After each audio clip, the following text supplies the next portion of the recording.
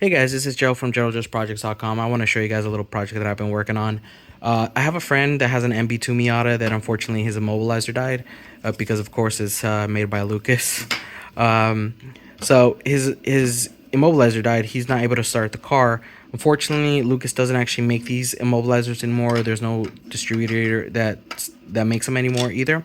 And unfortunately, all the dealerships in the USA, I think they ran out of stock on them. So there's no real viable solution for to basically getting the ECU back in action. Other than getting like a immobilizer set, so like the another ECU, an immobilizer, another key, your cylinder locks. You got to replace everything in order to basically get that working.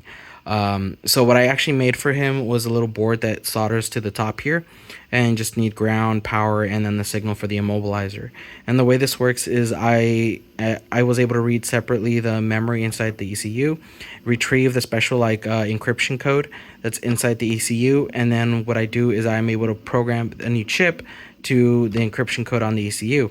So what it does is basically that the ECU, when it turns on, it sends a request signal for the code to the immobilizer. The immobilizer sees the request code. What I did is I have the LED light up when it gets the request code, and then the immobilizer will send out the code to the ECU, and it will blink as it's sending out the code. Once the ECU receives the code and it confirms it, basically it's going to send the confirmation back to the immobilizer saying everything's good to go to turn on the car. And when that happens, the LED will turn off.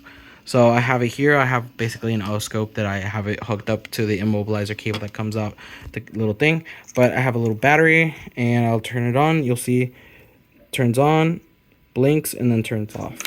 So basically that tells the ECU that it's ready to start and there's going to be no immobilizer issues. What I also made separately was for this little box for the original immobilizer, because these things break, is one that just plops down and replaces that one. Has the exact same connector. I'll just got to program the chip inside with the same code word that the ECU has, and you just put this in your car and you're able to start the car without any issues. So yeah, that's a project that I have here. If anybody is interested, I could sell it, but most likely I will still need to be able to access the ECU to retrieve that code. Maybe something like a service where you send in your ECU, retrieve the code, we program one of these and then send it out to you so you can install it or something like that. If there's actually any interest in that. But yeah, thank you guys.